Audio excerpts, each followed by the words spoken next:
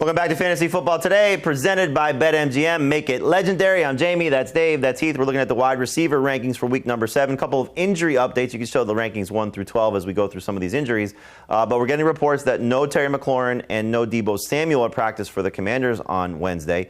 Emeka Egbuka not expected to play for the Bucks, but Mike Evans returned to practice on Thursday. Mike Evans returned to practice on Wednesday in a limited. Mike Evans returned to practice on Thursday in a limited capacity. I get it right. I don't know what date it is yet. But Mike Evans returned to practice on Thursday in a limited capacity. No practice for Terry McLaurin and Deebo Samuel on Thursday. So as these updates come in, we'll continue to keep you up to date. But as you see, we're getting some optimistic reports on CeeDee Lamb, for example. So, Dave, when you look at Lamb and what George Pickens has done, are you just going to start them both, or do you have maybe take a cautious approach with CeeDee Lamb and still go all in on George Pickens, or is all on CeeDee Lamb and maybe a little bit cautious on Pickens? I'm starting them both. What's the total on that game, Heath? 54.5. Yeah, that seems low given just how these offenses and how one of these defenses has operated this year. Absolutely expecting big numbers right off the bat for CeeDee Lamb in his return. And there's too much upside to sit George Pickens. I wouldn't get cute with him. We'll see how it goes throughout the next several weeks, but obviously for this week, you want to have both those guys in your lineup. Let's take a look at the rankings 13 through 24, and we'll start to talk about some of the players that are difficult for us to rank. So, Dave, one of those guys for you is at 24, and that's Tetairoa McMillan. I'm very nervous just with the matchup against Sauce Gardner. What about you? I hate the matchup against Sauce Gardner, and I also hate the potential of the Panthers running their way to another victory, but I love the targets that I've seen Tetairoa McMillan get. 5 of his first 6 games, he's had at least 8 targets in each. And the one game he didn't have 8 targets, it was last week. He caught 2 touchdowns, but that was in a much better matchup against the Dallas Cowboys. I've got a little bit of FOMO with the rookie. I don't want to miss out on that if he happens to have one of those games that combines both of those things, lots of targets and a touchdown. Are the odds of that happening low because Sauce Gardner's there? Sort of. And that's why I think you've got to view him as no more than a number 2 fantasy receiver and more of a low-end number 2 fantasy receiver at that. And it's got to be in full and half-point PPR. Non-PPR, a lot easier to get away from Tet McMillan. He's a sit for me. As you see, I have him at 30. I do think the concern is that the guys that have done well against Sauce Gardner or the Jets in general, they've scored touchdowns. George Pickens scored a touchdown. Mike Evans scored a touchdown. Cortland Sutton's a great example of what could happen when you don't score against this team. He was terrible against Sauce Gardner and the Jets last week. So I think McMillan, this could be the worst game that we see from him. Last week, I thought he would score his first touchdown. He did, got 2 of them.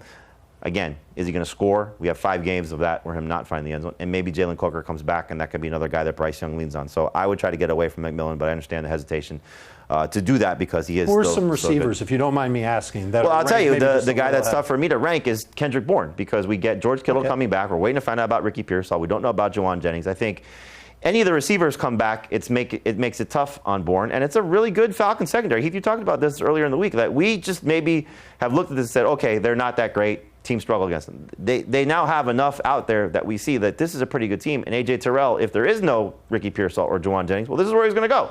And so that could make things even tougher on Kendrick Bourne. But he's been so good, especially with Mac Jones starting.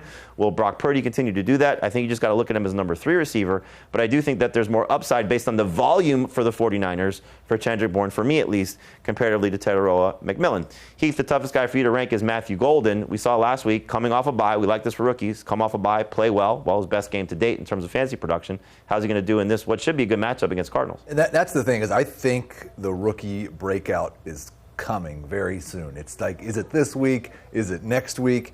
Played 68% of the snaps last week. He has double digits in full PPR in 3 straight games, and he's still looking for his first touchdown. This would be a pretty good opportunity to get it. I love the way they're giving him, as Adam Azer likes to say, both deep balls and layups. Because we've always got a couple run plays each week, a couple short area targets, and then we're going to throw the ball deep to him as well. I think he has the upside to be a top 24 guy this week. It's hard to get him ranked quite that high. Do you fear, and this kind of ties in, you like Jordan Love this week too, the Cardinals may not have Marvin Harrison, another guy that's injured.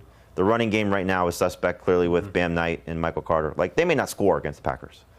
That's a little bit of a fear. We did see Kyler Murray limited back at practice, so he might be there. Sometimes the Cardinals act like they don't have Marvin Harrison anyway. They go quarters without throwing the ball to him. So I think that is a little bit of a concern, but most teams, when they've played this Arizona defense, have ended up throwing considerably more than they run. All right, so we'll see if that happens for Jordan Love and obviously for Matthew Golden. All right, just real quick, name.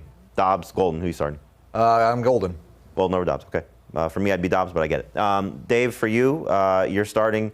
I'm sorry, we'll go to the starts now. So you're starting Jordan Addison. which I'm interested in that one because number 2 receivers haven't exactly done well against this Eagles defense. I think that this is the Minnesota Vikings, and they've got 2 number 1 wide receivers, and there's no comparing Addison to Jefferson, but I love what we've gotten from Addison. In 2 games, first game, 8 targets. Second game, he didn't even play in the first quarter, had 6 targets, and he's given at least 10 non-PPR fantasy points in each game.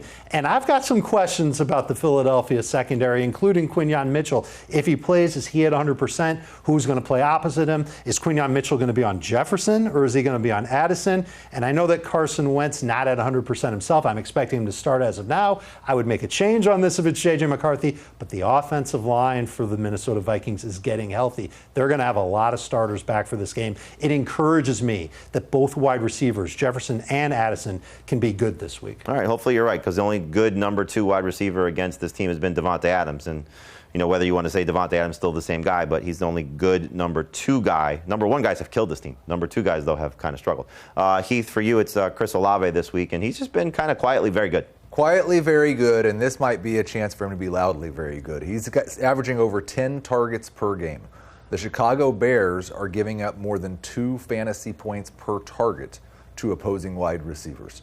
This is an absolute smash spot. He's a top 12 wide receiver for me this week. Yeah, you love him. I think it's a good opportunity as well, and especially 21 targets in his last 2 games. So this is a guy Spencer Rattler definitely leaning on as we go throughout the course of the season for the Saints. For me, I'm going to start Jameson Williams. We know he's been tough to trust. He's been a disappointment based on what the expectations are. But home game against the Tampa Bay defense that has been just bleeding fantasy points to opposing wide receivers. I think there's a huge opportunity for this Lions offense to go off because they are back in their building. I think Jameson Williams is a top 24 wide receiver for this week. The sit wide receivers, we kind of touched on a couple of these guys already throughout the course of the show. But Heath, Jacoby Myers, I know you like Trey Tucker and Michael Mayer a little bit. This is a guy, though, you want to sit. I don't know if this is injury related or if this is trade discussion related or what, but he has just not been the same guy this year. And I stubbornly ranked him as a top 20 wide receiver for about 4 weeks too long. I'm done doing that. I guess I'm still the high guy. I can't rank him low enough. Sports line. I do think there's going to be some opportunities in this game for the Raiders to throw the ball, but Trey Tucker's emerged. Michael Mayer's there. They'll dump the ball off to Genty a little bit. I'm out on Mike. We're not even sure if he's going to play, and there's going to be 1 week where he's showcased, where they try and get him the ball a lot to show him off to other teams around the league. Maybe. We've seen that before with players right before they're traded. They get a big opportunity. Or they sit him and then they trade him, and maybe this is the week that happens. Bottom line is that I'm not ready to trust Jacoby Myers after what we've seen. How's he not already on the Steelers? The Steelers. How about the Patriots? Yeah. The Giants, maybe? Yeah. Patriots is where I think he'd go. Yeah, go back there. Go be with Josh McDaniels, who at least they had a good relationship, unlike McDaniels and Devontae Adams. All right, so Dave, you have Keenan Allen on the sit. We're waiting to find out Quentin Johnson and his update. Is this sort of dependent one on the other, or are you just sitting Keenan Allen regardless? I think I'm going to sit Keenan Allen regardless, but I'd be more encouraged to use him as a flex if Quentin Johnson doesn't play. But if Quentin Johnson's there, I'm out on Keenan Allen. I love the target volume, but he's gone from 9.3 targets, 10.2 yards per catch, and 1 touchdown per game in weeks 1 through 3 to 7.7 targets per game, 8.7 yards per catch, and 0 touchdowns and only 2 end zone targets in his last 3 games. That includes week 6 against Miami without Quentin Johnson there. Huge opportunity for him. I bought into him. I was left with single-digit fantasy points. The only thing I'll say is if you're getting almost an end zone target per game, and you haven't scored a touchdown in the last 3 weeks, I think that's just unlucky. I think if he keeps getting the volume Keenan Allen's getting, he's going to produce more fantasy points. But he 7 targets per game in every week so far this season, so at least they're continuing to go to him. I do think it changes a little bit if Johnston plays, but this is a great matchup. I mean, Colts are 4th in terms of most fantasy points allowed to opposing wide receivers. I like Vidal, but I don't think he's going to do what he did last week. So if the run game struggles a little bit, then we're throwing a little bit more for Justin Herbert. Then I think Keenan Allen's got an opportunity, which is why I like him as a number 2 wide receiver. I'd start him over Tedder McMillan. He's a sit for me. We talked about that already. Just concerned about the matchup with Sauce Gardner. All right, we're going to take a break. When we come back and get into the tight ends that you need to start, maybe some of the ones you want to sit. We'll talk about the tight end rankings next year on FFT.